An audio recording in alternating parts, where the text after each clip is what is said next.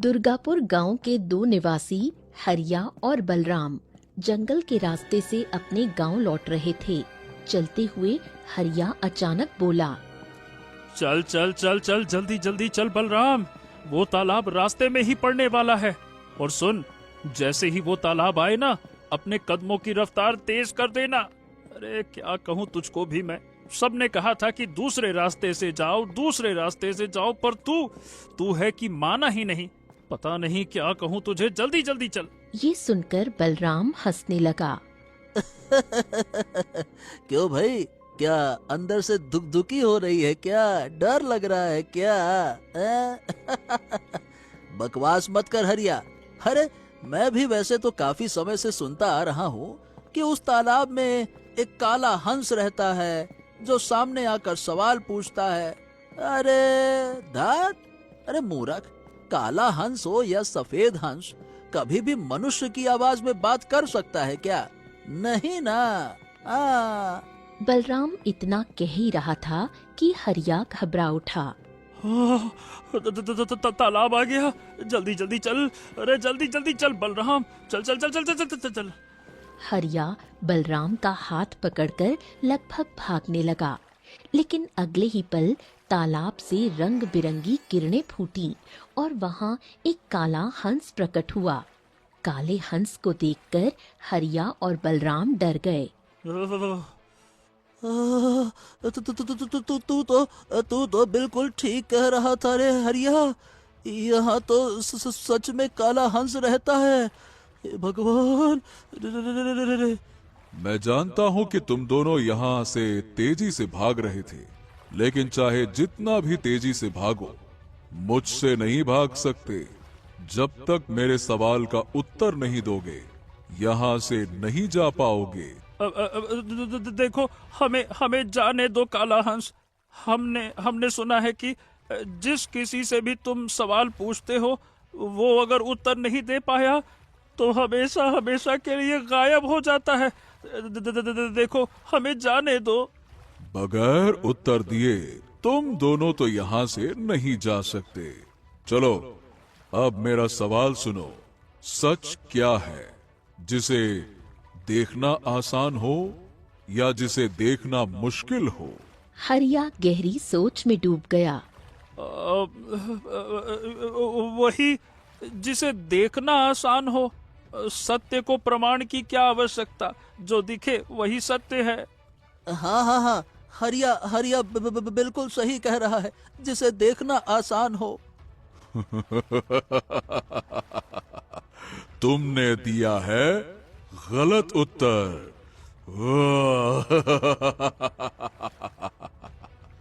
इतना कहते ही काले हंस की आंखों से रंग बिरंगी किरणें निकलीं, जो हरिया और बलराम पर पड़ी और दोनों तालाब में गिरकर रंग बिरंगी रोशनी के साथ गायब हो गए। अगले ही क्षण काला हंस भी गायब हो गया। अगले दिन हरिया और बलराम के गायब होने की खबर पूरे गांव में फैल गई। गांव की चौपाल पर चर्चा होने लगी। गांव वालों, हरिया और बलराम ने जो गलती की वो तुम मत करना। अब से कभी भी जंगल में उस तालाब वाले रास्ते से मत जाना।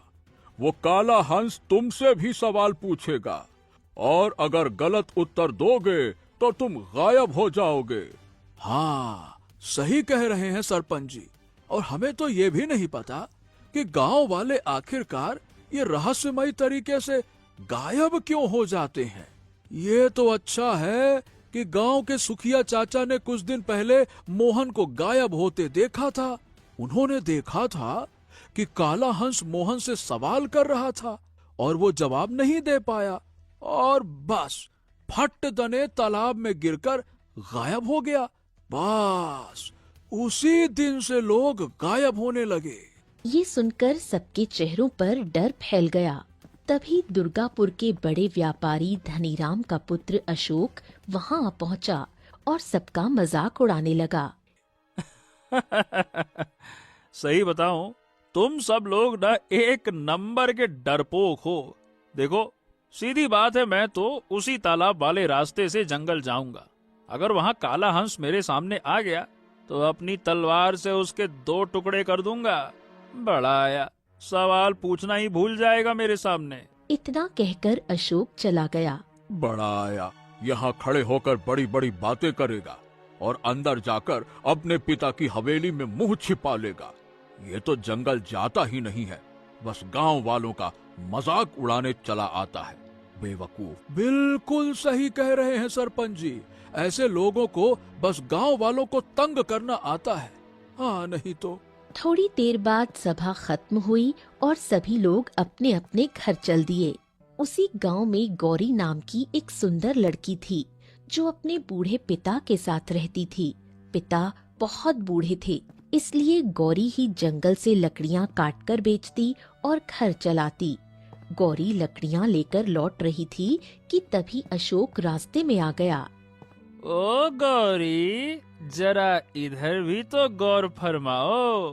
अरे भाई, कब तक अपने इन सुंदर सुंदर हाथों से ये बड़ी बड़ी भारी भारी कुल्हाड़ी चलाकर अपने हाथों की सुंदरता खराब करती रहोगी? अभी भी समय है, मेरी बात मान लो। मैं तुम्हें रानी बनाकर रखूंगा। शादी कर लो मुझसे। अब देखो ना, मैं तुमसे कितना प्रेम करता हूँ। मान जाओ ना गौरी। तुझसे कितनी बार कहा है अशोक, मेरा रास्ता मत रोका कर। मेरे मन में तेरे लिए कोई प्रेम नहीं। आइंदा कभी बीच रास्ते में मुझे रोकने की कोशिश मत करना। ये सुनकर अशोक क्रोधित हो उठा। ए गौरी, मैं इस गांव के सबसे धनी व्यक्ति धनराम का पुत्र हूँ। गांव की लड़कियां मुझ पर मरती हैं, समझी? तो जो लड़कियां तुझ पर मरती हैं, उनसे ही विवाह कर ले। मुझे तेरे अंदर कुछ भी खास नहीं दिखता। मुझे बस इतना पता है कि तेरा पिता धनी है, पर तू निठल्ला, निकम्मा, आवारा, सिर्फ अपने पिता की कमाई पर ऐश करता है।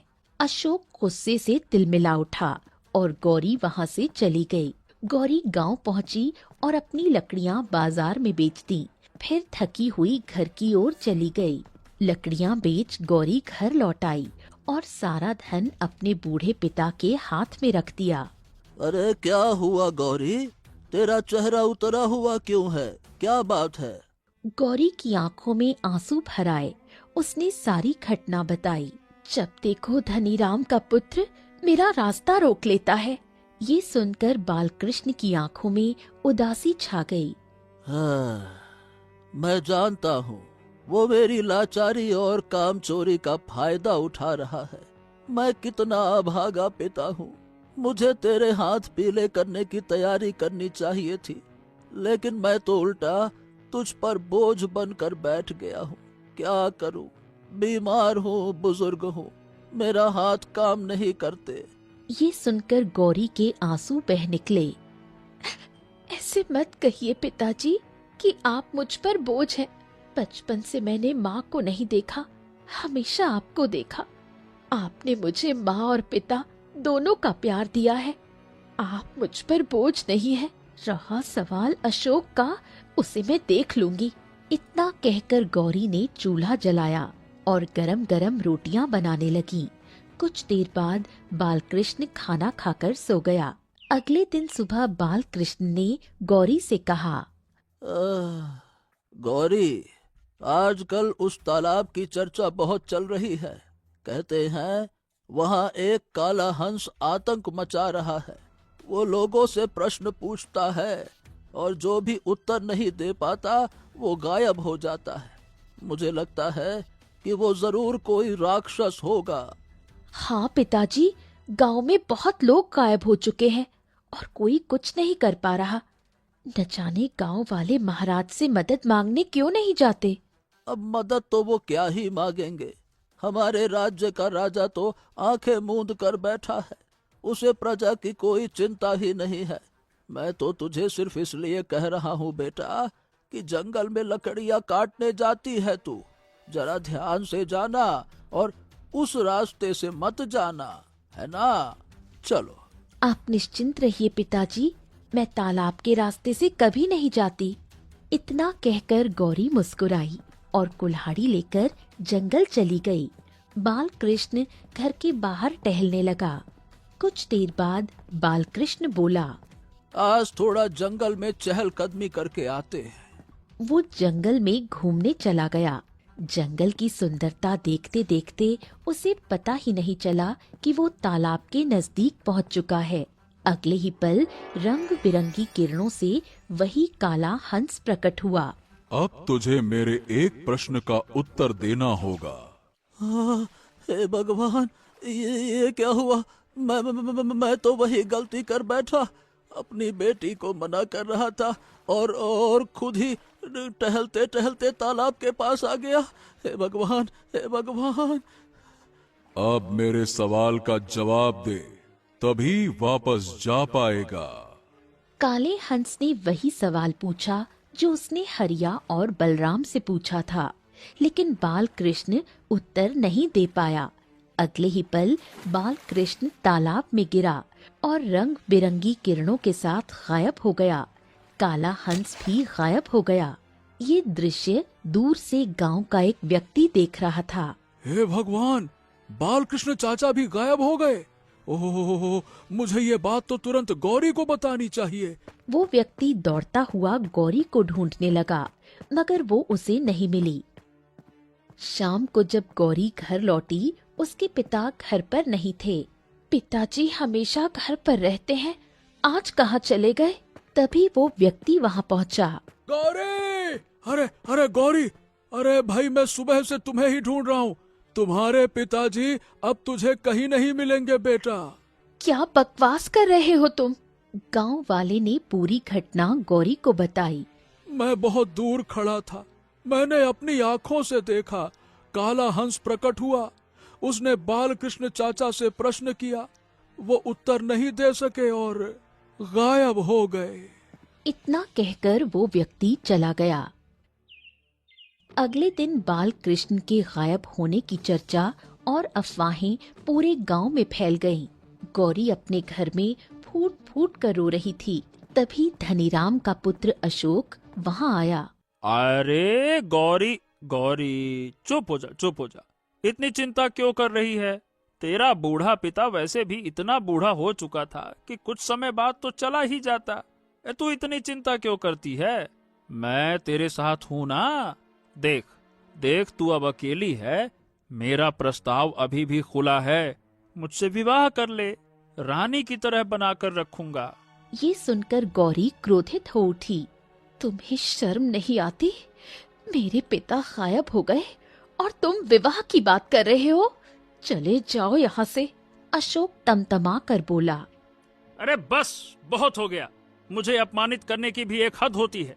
अब तेरे ऊपर से तेरे पिता का साया उठ गया है। अब तू अकेली है। तेरे जैसी भिखारी की बेटी से गांव में कोई विवाह नहीं करेगा। समझ नहीं आता क्या? जब सब इनकार कर देंगे ना, तब नाक रगड़ती हुई मेरे दरवाजे पर आएगी। ये मैं सीना ठोक के दावे के साथ कहता हूँ। बात करती है। इतना कहकर अशोक गौरी का अपमान करते हुए वहाँ से चला गया। गौरी फूट फूट कर रोने लगी। कुछ देर बाद उसने आंसू पोंछे और खुद से कहा, गांव वाले अपने प्रियजनों को खोकर चुप बैठ गए होंगे, लेकिन मैं उन लोगों में से नहीं हूँ। मैं अपने पिता को वापस ला कर रहूंगी। मैं महाराज से मदद मांगूंगी। अगले दिन गौरी राजा सूरज के महल के राज दरबार में पहुंची। महाराज, मेरा नाम गौरी है और मैं दुर्गापुर गांव की रहने वाली हूँ। इतना कहकर गौरी ने सारी घटना राजा सूरज को बताई। मेरे पिता के अलावा गांव में न जाने कितने लोग उस काले हंस का शिकार हो चुके हैं।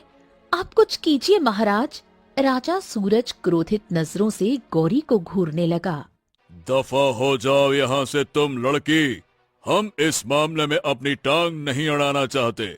हम कुछ नहीं कर सकते। जाओ यहाँ से। गौरी चौंक गई। महाराज जी, ये आप क्या कह रहे हैं? आप इस राज्य के राजा हैं। आप ही अगर कुछ नहीं करेंगे तो फिर कैसे चलेगा? कैसे चलेगा ये हमें नहीं पता, पर हम इस मामले में कुछ नहीं कर सकते। निकल जाओ यहाँ से। राजा सूरज ने गौरी को अपमानित करके दरबार से निकाल दिया। गौरी निराश होकर घर लौटी और फूट फूट कर रोने लगी। महाराज ने भी मदद करने से साफ इनकार कर दिया। अब मैं कहाँ जाऊं? गौरी कुछ देर गहरी सोच में डूब गई। अचानक उठ खड़ी हुई और बोली, कोई मेरा साथ नहीं देगा तो कोई बात नहीं, मैं स्वयं अपने पिता को ढूंढूंगी। अब मैं उस काले हंस के पास खुद जाऊंगी। देखती हूँ ऐसा कौन सा प्रश्न पूछता है जिसका उत्तर कोई नहीं दे पाता। इतना कहकर गौरी घर से बाहर निकली और जंगल की ओर चल दी। रास्ते में उसे सरपंच मिला। अरे गौरी, कहाँ जा रही हो बेटा? तालाब के किनारे जा रही हूँ। मैं देखना चाहती हूँ कि वो काला हंस कौन सा सवाल पूछता है। ये पागल हो गई हो क्या बेटा? अरे तू वहाँ से कभी वापस नहीं आएगी। वापस ना आ पाई तो कोई बात नहीं। जब मेरे पिता ही नहीं है तो मैं इस संसार में रहकर क्या करूँगी? या तो पिता को वापस लाऊंगी या फिर कभी नहीं लौटूंगी। सरपंच ने बहुत समझाया पर गौरी नहीं मानी। कुछ देर बाद वो तालाब की ओर बढ़ गई। गौरी तालाब के पास पहुंची और जोर से बोली, कहाँ है तू काले हंस? मेरे सामने आ। मैं भी जानना चाहती हूँ तेरा वो कौन सा प्रश्न है जिसका उत्तर कोई नहीं दे पाता और तू उसे गायब कर देता है। अगले ही पल रंग बिरंगी किरणें चमकी और काला हंस प्रकट हुआ।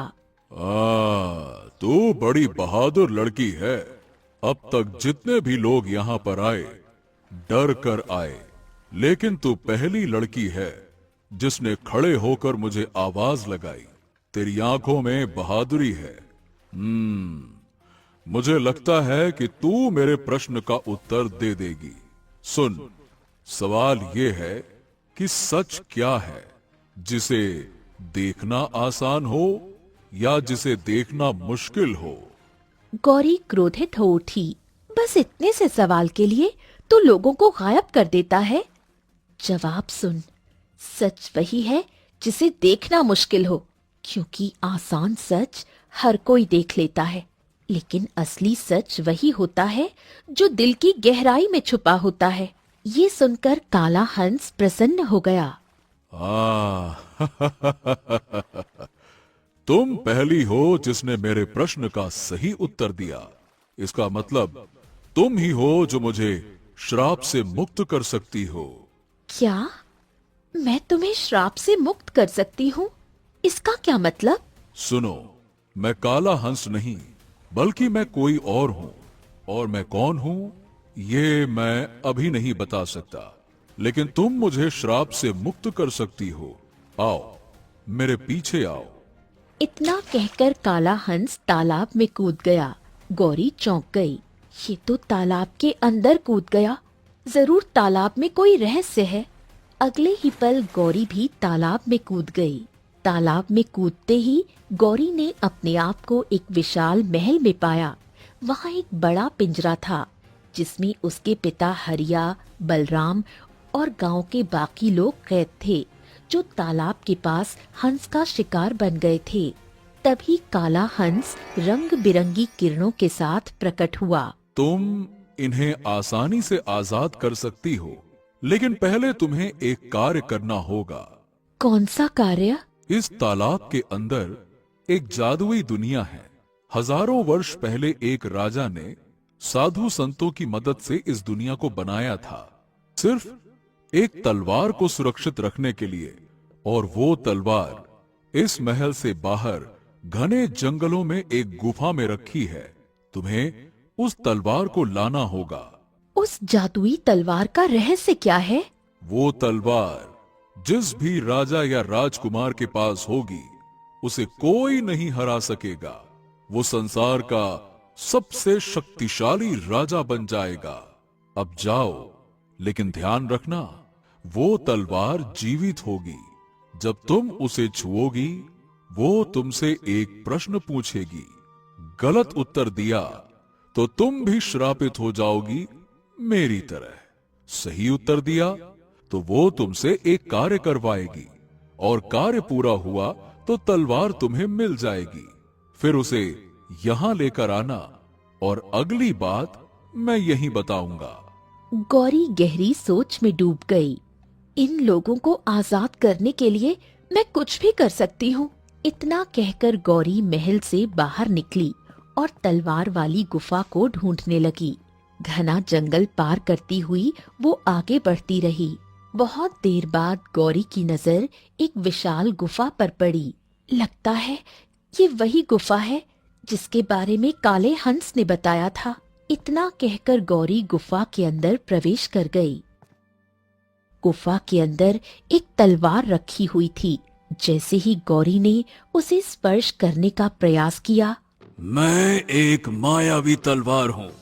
मुझे स्पर्श करने से पहले तुम्हें मेरे एक प्रश्न का उत्तर देना होगा, परंतु याद रखना, गलत उत्तर तुम्हें श्रापित कर देगा। शक्ति किसे मिलनी चाहिए? जिसे उसकी लालसा हो या जिसे इसकी जरूरत हो? शक्ति उसी को मिलनी चाहिए जिसे इसकी लालसा नहीं लेकिन जरूरत हो। कुछ देर के लिए सन्नाटा छा गया। तुमने बिल्कुल सही उत्तर दिया, लेकिन मुझे प्राप्त करने से पहले तुम्हें एक कार्य और करना होगा। तुम मुझे इस तरह से स्पर्श नहीं कर सकती। तो फिर बताओ मुझे क्या करना होगा? इस जंगल में एक लाल वृक्ष है। हजारों वर्ष पहले साधु संतों ने उसी लाल वृक्ष के नीचे यज्ञ करके मुझे प्राप्त किया था। तुम्हें उस लाल वृक्ष से अनुमति लेनी होगी, तभी तुम मुझे छू सकती हो। गौरी गुफा से बाहर आई और घने जंगल की गहराइयों में लाल वृक्ष को तलाशने लगी। कुछ देर बाद उसे एक लाल वृक्ष दिखाई दिया। गौरी लाल वृक्ष के पास पहुंची ही थी कि तभी कौन हो तुम? गौरी ने पूरी घटना लाल वृक्ष को बताई। ठीक है। लाल वृक्ष से एक लाल रंग का पत्ता नीचे गिरा। इस पत्ते को स्पर्श करो। अगर तुम्हें कुछ नहीं हुआ तो तुम तलवार प्राप्त कर सकती हो, लेकिन याद रखना, तलवार को छूने के बाद तुम्हारे अलावा केवल तुम्हारा पति ही उसे छू सकेगा। संसार का कोई भी अन्य व्यक्ति उसे छुएगा तो वो जलकर राख हो जाएगा। ये दिव्य पत्ता तुम्हारी जांच करेगा कि तुम्हारा मन शुद्ध है या नहीं, और तुम्हारा भविष्य भी देखकर बताएगा कि तुम तलवार पाने के योग्य हो या नहीं। गौरी चौंक गई। कुछ देर सन्नाटा रहा। फिर उसने हिम्मत की और लाल पत्ते को स्पर्श किया, लेकिन उसे कुछ नहीं हुआ। तुम्हारा मन शुद्ध है और इस पत्ते ने तुम्हारा भविष्य देख लिया। तुम्हारा विवाह एक राजकुमार से होगा और वो राजकुमार भी तुम्हारी तरह शुद्ध मन का होगा। अब तुम तलवार को हाथ लगा सकती हो। गौरी शांति से गुफा की ओर दौड़ी और तलवार पकड़ ली। हाँ, अब से मैं तुम्हारा हूँ। गौरी तुरंत तलवार लेकर महल पहुंच गई। गौरी के हाथ में जादुई तलवार देखकर काला हंस चौंक गया। वाह वाह वाह वाह, तुमने तो वास्तव में तलवार प्राप्त कर ली। तुम कोई साधारण स्त्री नहीं। अब तुम्हें एक और महत्वपूर्ण कार्य करना है। कौन सा कार्य? इस तलवार से मेरे शरीर पर वार कर दो और मेरी हत्या कर दो। गौरी चौंक गई। ये तुम क्या कह रहे हो? ये सही कह रहा है। इस पर वार करो, तभी ये श्राप से मुक्त होगा। इसके बाद इसका मन भी तुम्हारी तरह हो जाएगा, लालच से मुक्त, और इसमें भी प्रेम और दया की भावना जाग जाएगी। गौरी ने तुरंत तलवार उठाई और काले हंस पर वार कर दिया। काले हंस ने कुछ देर में दम तोड़ दिया, मगर अगले ही पल काला हंस रंग बिरंगी किरणों से एक सुंदर राजकुमार में बदल गया। गौरी चौंक गई। हाँ गौरी, मैं एक राजकुमार हूँ। लेकिन तुम श्रापित कैसे हुए? राजकुमार की आंखों में क्रोध झलकने लगा। ये सब मेरे मंत्री की वजह से हुआ, जो इस समय राज्य का राजा बनकर बैठा है। वो मेरा ही मंत्री है। उसने चतुराई से मुझे श्रापित करवाया और मेरे राज्य पर कब्जा कर लिया उसने। अब मैं समझ गई राजा ने मेरी मदद क्यों नहीं की। इसका मतलब वो तुम्हारे बारे में जानता था। हाँ हाँ, वो जानता है। ये बात कुछ समय पहले की है। राजकुमार आदित्य अपने महल के बगीचे में टहल रहा था। तभी उसका मंत्री सूरज वहां आ पहुंचा। राजकुमार आदित्य, देखिए, मुझे एक बात पता लगी है। हमारे दुर्गापुर गांव के निकट एक तालाब है जिसके अंदर एक मायावी संसार है। राजकुमार आदित्य चौंक गया। राजकुमार आदित्य के मन में लालच जाग उठा। ओ, अगर ऐसा है तो चलो मेरे साथ, चलो। कुछ देर बाद मंत्री सूरज और राजकुमार आदित्य तालाब के किनारे खड़े थे। राजकुमार आदित्य तुरंत तालाब के अंदर कूदा।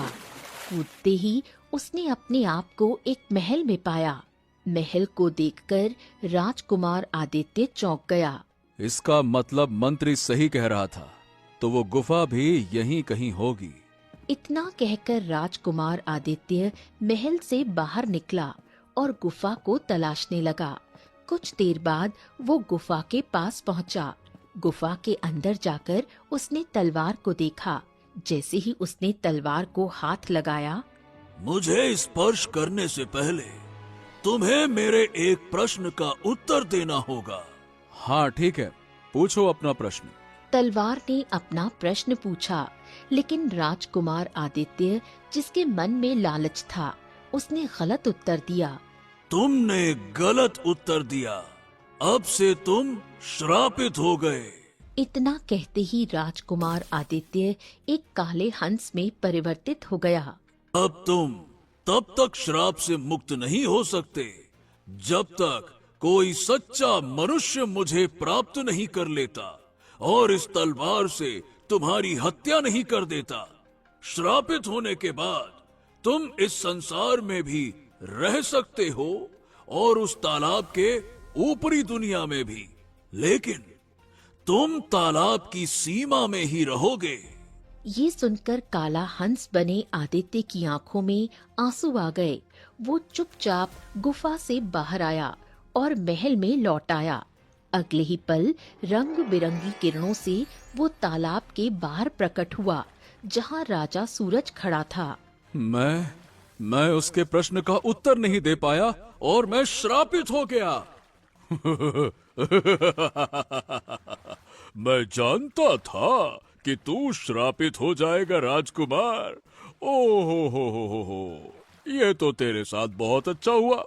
अब तू हमेशा इस काले हंस के रूप में भटकते रहेगा और मैं बन जाऊंगा इस राज्य का राजा।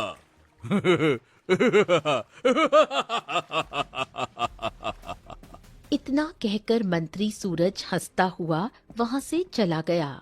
तुम्हारे साथ धोखा हुआ था, लेकिन तुम ये तलवार नहीं ले सकते। जब लाल वृक्ष ने मेरी जांच की थी, तब उसने कहा था, इस तलवार को मेरे अलावा केवल मेरा पति ही हाथ लगा सकता है। ये सुनते ही राजकुमार आदित्य ने तुरंत गौरी की मांग भर दी। क्यों? लो, अब से तुम मेरी पत्नी हो। राजकुमार आदित्य ने हाथ आगे बढ़ाया। गौरी ने तलवार उसके हाथों में दी। उसे कुछ नहीं हुआ। मैंने तुझे चुन लिया। अब से ये तलवार केवल तुम दोनों के पास रहेगी। राजकुमार आदित्य ने पिंजरे खोल दिए और सभी लोगों को आजाद कर दिया। चलो, लेकिन अब हम बाहर कैसे जाएं? अपनी आंख बंद करो और सोचो कि तुम सब तालाब के बाहर खड़े हो। तुम स्वयं को तालाब के बाहर पाओगे। सबने ऐसा ही किया। अगले ही पल राजकुमार आदित्य, गौरी, हरिया, बलराम और बाल कृष्ण तालाब के बाहर प्रकट हो गए। सभी अपने अपने घर चले गए। गौरी ने अपने पिता को देखा। पिताजी, आप आजाद हो गए। हाँ, अरे बेटा, अब तुम राजकुमारी बन गई हो। जाओ जाओ बेटा, राजकुमार के साथ जाओ जाओ। इतना कहकर बाल कृष्ण भी अपने गांव चला आया। गौरी और उसका पति राजकुमार आदित्य राज दरबार पहुँचे। राजा सूरज ने आदित्य को देखकर चौंक कर कहा, हाँ, अरे तुम श्राप से मुक्त कैसे हुए? राजकुमार आदित्य ने सारी घटना सुनाई। उसने जैसे ही तलवार राजा सूरज के आगे बढ़ाई, अगले ही पल तलवार से निकली बिजली ने राजा सूरज को जलाकर राख कर दिया। महल में जय जयकार गूंज उठी। राजकुमार आदित्य ने अपना राज्य वापस ले लिया और अपनी पत्नी के साथ खुशी खुशी रहने लगा। कुछ दिनों बाद राजकुमार आदित्य कुछ सैनिकों और अपनी पत्नी गौरी के साथ दुर्गापुर गांव पहुंचा। अब गौरी राजकुमारी बन चुकी थी। सैनिकों, इस गांव के सबसे मक्कार व्यक्ति अशोक को पकड़ कर लाओ। कुछ देर में अशोक पकड़ा हुआ लाया गया। वो डरते हुए गौरी को देखने लगा। घबराओ मत, मैं तुम्हें नुकसान नहीं पहुंचाऊंगी। बस ये दिखाना चाहती हूँ कि तुमने कहा था कि कोई मुझसे विवाह नहीं करेगा, लेकिन आज मेरा विवाह राजकुमार से हुआ है। अब मैं राजकुमारी हूँ और तुम वैसे के वैसे ही हो। दफा हो जाओ यहाँ से। आइंदा किसी लड़की को तंग किया तो तुम्हारी गर्दन धड़ से अलग करवा दूंगी। अशोक कांपता हुआ वहां से भाग गया। गौरी अपने पिता को साथ लेकर अपने महल लौटी और सुखी जीवन जीने लगी। सारा राज्य खुशहाल हो गया। राजकुमार आदित्य और राजकुमारी गौरी ने पूरे राज्य में शांति और न्याय फैला दिया।